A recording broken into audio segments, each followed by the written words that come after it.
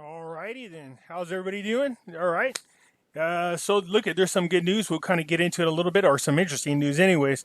But before we do, I just want to just let everybody know that I've been invited to do a live radio show. It's about a half hour long interview. When I get the details, I will share it with everybody, and then let you know if you're interested where you can tune in and just kind of hear what's going on. You're more welcome to, obviously. And then I'll find out more details on whether or not you could call and ask questions. But when I get the details, I absolutely will share them with you. And before you ask, yes, that's Paris Hilton. And before you try to guess, no, that's not photoshopped. I used to run into her a lot when I used to crash Hollywood parties. But anyways, I thought, who else the better to have on a picture when it comes to whether or not I'll be live. Anyways, I just thought it was funny. So anyways, having said that, look, let's go over here. Not that.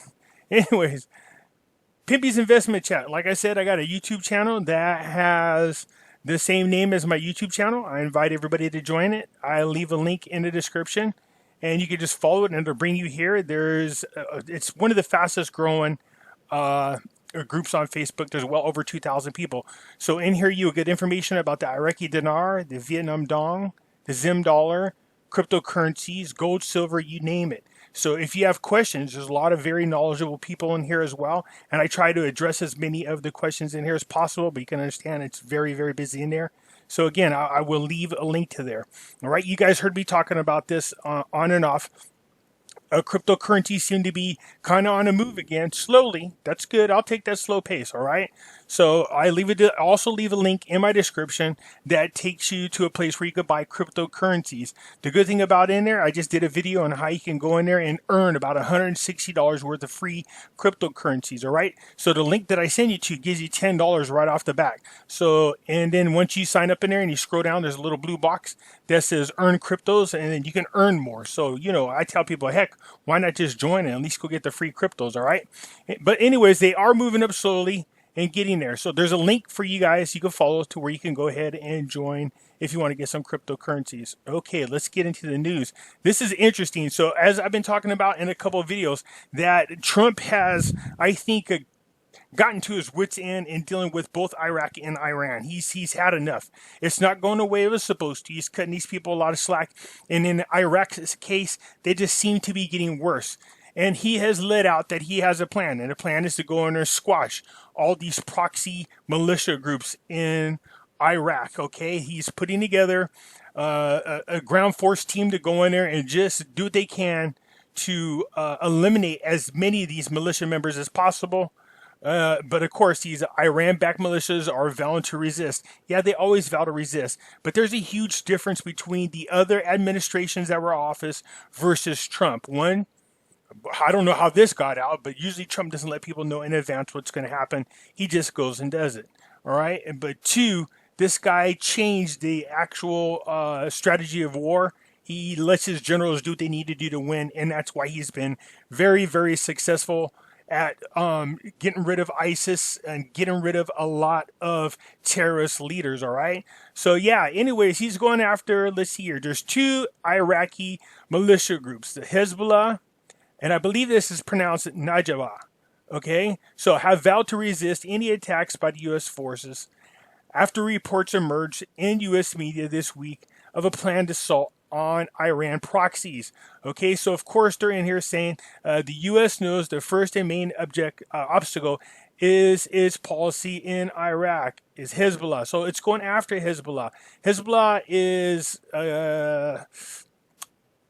remember when Soleimani, he was controlling a lot of these proxy groups. And then as soon as he was killed and taken out, the number two guy was killed along with him. And then the guy that took over for him was killed a couple more months later. So Iran is really hurting as far as they're losing grips, not only on the countries that they were trying to take over, but they are losing grips because, and I'm happy to see this, but a lot of youth, a lot of younger generations have had enough. All they've known their entire life is war and poverty. And so they are tired of it, and they're starting to fight back. So I'm happy for them, but I also pray for them, and that's no lie, because I know these people are not armed. Okay, and this is another reason why, again, I got to plug this again, like I say every time. This is the reason why America is and has been the way it has been for over 250 years. That's because we have this Second Amendment. The Second Amendment keeps governments from doing what's happening to these people's governments, okay? So anyways, so there is a plan in here, and the plan is to go in next week. So we'll see what happens. We'll kind of monitor this. But Trump's plan is to get in there next week with this new group to take out a lot. He supposedly knows exactly where they all are. So this should be a quick hit. Let's get it over with. Let's get all these pro-Iranian-backed militia groups removed out of Iraq as much as possible. And then, of course, to no surprise, well, Mahdi. We know about this. He's in Iraq. Look at Iraq caretaker, Prime Minister Mahdi, has warned that carrying out any attacks are an act of war without the authorization of the Iraqi government. So, of course, what he's doing, he's trying to, because he is an Iranian puppet, he is trying to protect the militia groups that are put there by Iran. So he is making all kinds of threats about this. But here's the thing. The Prime Minister designate is backed by, supported, and supports what the Trump administration is doing. So this should be an interesting standoff, to be quite honest with you. So in here, he's going in here saying that these things are acts of war. He needs to get permission by Parliament, of all things. We're talking about the majority of them are Iranian-backed Parliament members. They're not going to give him permission. Trump's not going to ask for permission. And this will just be another excuse for the Democrats to try to impeach Trump. It's not going to work. This is good, in my opinion. Again, we need Iraq. We need to put them to put on their big boy 20s, kick off the training wheels. Let's get these guys in there, start taking back control of their country, and get rid of those forces that are not there in their best interest. Okay, as usual, I'll leave all the links to these articles, but this goes on to talk about what is going to happen, or them resisting and Mahdi trying to protect them, which is, seriously, it's what more proof do we need that Mahdi was not the right leader, okay? This guy is trying to prevent. You would think that if he cared about the Iraqi people, he would welcome any opportunity to remove any group of people that would come into the country and do his, first of all, his own citizens harm, but second of all, prevent them from being successful as a sovereign country, okay? All right. So, anyways, I was up here reading these articles. Like I said, this one website's pretty good. It has a lot of different articles. So the PM designate Zarfi, okay, will submit a form request to the House of Representatives next week to hold a session to give his government confidence. So there was kind of some resentment saying that, you know, it kind of violates the Constitution because this guy needs to get his government, his cabinet members, you know, put together. You know what I mean? So, anyways, so far in the process of completing his cabinet and political consultants procedures to pass his government, Zarfi will submit an official request to the House of Representatives next week to set the date for the session to grant confidence in his government. So this is their time to go ahead and do what they need to do to vote his cabinet in. Okay, so we'll see. There's some people saying no, they're using the coronavirus as an excuse. I don't think that's going to swing. This guy's getting real comfortable, and I love this. And a lot of the articles about Zarfi, you're going to understand this. This guy knows he has Trump at his back. And he knows that a lot of these guys are afraid of what could happen.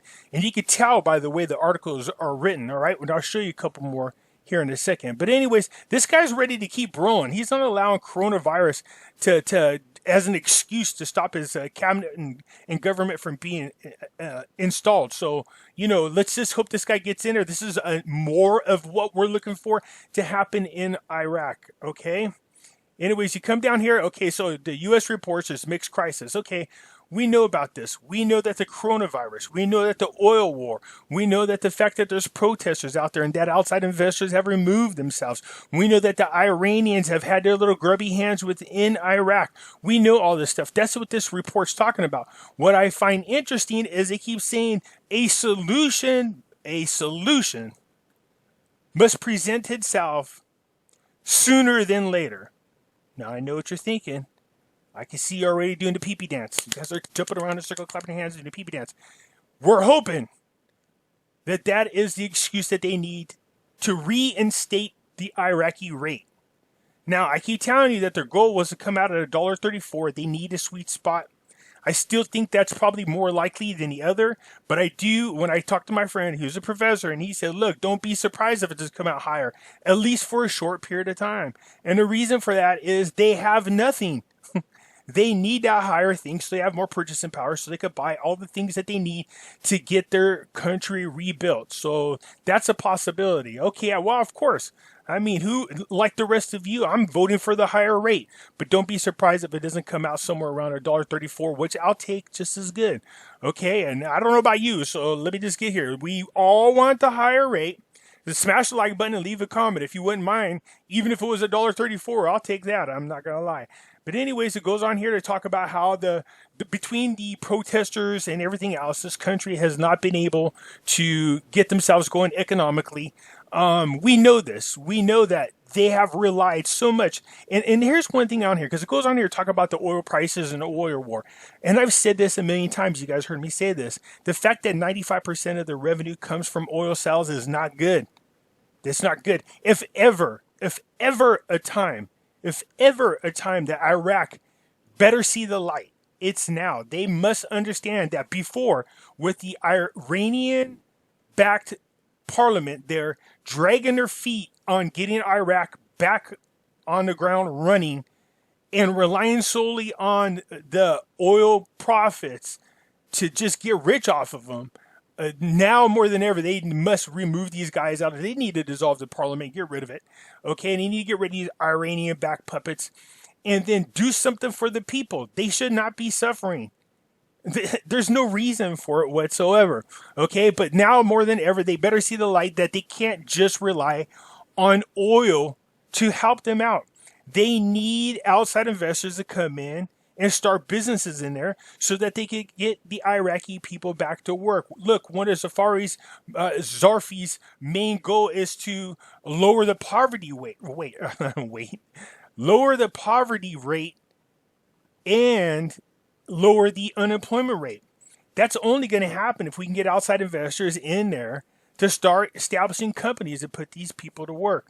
So when people are working, then they need less of a handout from the government. They don't need the entitlement programs. They don't need welfare. They don't need cash aid because they're already working for themselves. This is what we need to see happen. Okay, we said it a million times.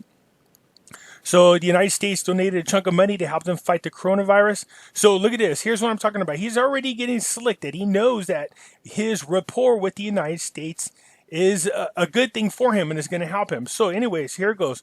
The Parliament source revealed on Tuesday the effort of the Prime Minister-designate Zarfi to win Shiite powers by investing his good relations with the American officials to exclude Iraq from Washington sanctions imposed on Iran. So see, he's already knowing that, look, in order to help him win over good fate within his own government, especially with Parliament, he knows that if he needs to, he can call up Mike Pompeo or call up the president and say, look, help me help myself. It's real simple. Help us lift these sanctions. Let us do what we need to do. By doing that for me, these people will see that we have a great relations. This is a good show of power, in my opinion. All right. And this will help him win over the votes in support that he needs from the Shiites people. Okay. So look, he's smart already. He's starting to learn that he has the right people backing him up, especially the right country, okay? So these are the types of things that I'm looking for. You guys just scroll down here and read this because it gets into more detail, okay? So anyways, it goes on to talk about a couple other things. Yeah, this said now here's the funny thing. Now there's an opposite report that says he challenges in gaining political support, all right? But he's talking about the Iranian-backed, the people that are backed by Iran, he's going to have a hard time. And Mahdi's been trying to, so look right here. Iraq Prime Minister designate Zarfi struggles to secure adequate parliamentary votes for his candidacy. Iraq political parties are uncertain about whether they support him, find a new candidate, or even keep caretaker Mahdi in office. That's not going to happen. So I understand this article comes out and it says the opposite. But I tell you this, it's not going to happen. that Trump's pushing this guy all the way through the end this time. Since Trump's been in office, he's been pushing these guys and pushing these guys. Nothing has happened. This guy is going to be the PM. There's no doubt about it, all right? So look at President Salih nominated Zarfi back in March. He must now form a cabinet and obtain parliamentary approval for the cabinet by April 17th to become prime minister. This is the one time that I'm willing to bet that this guy's finally going to win. He is going to be the winner. He is going to get it, and his cabinet, the entire cabinet, is going to be appointed. If you agree with that, hit the thumbs up button and also leave a comment. What do you guys think? I think this is it. I don't think there's any more. After this, I think I promise you that United States is going to just pull out. They're not going to deal with this no more. This is not going to happen. So I'm going to say this and let me know if you agree. I'm thinking what we're going to see happen is this guy's going to become PM. His entire cabinet is going to be approved. This will all be done here very shortly. All right. And so what are they saying? Approve his cabinet by April 17th. So it's funny how all these things are happening around the same time. You know what I mean? Somewhere around the middle of April to the end of April. And things happen in the beginning of May. There seems to be a lot of this going on. Trump's plan, the quarantine plan, he wanted it done by Easter, which was the middle of the month. But now it's being pushed to the end of the month. All right, so let's see what happens. I think we're almost there, people. I almost said I hate to tell you. No, I don't hate to tell you. I'm happy to tell you this. There's just way too many things happening. Now, I know you guys have been promised this many times before, but instead of listening to what those other people tell you, just look at all the evidence that seem to be pointing in the direction of a RV happening. Not an RV, but an RI is what we hope for. But we'll take an RV. Okay, so anyways, let me know what you think. Hit the thumbs up button. If you haven't yet already, please subscribe because there's some new videos coming out that's very informative. And you want to make sure that you are able to get notifications right away. Okay, so you can't do that unless you are subscribed. All right, nice talking to you, and I'll talk to you later. Bye.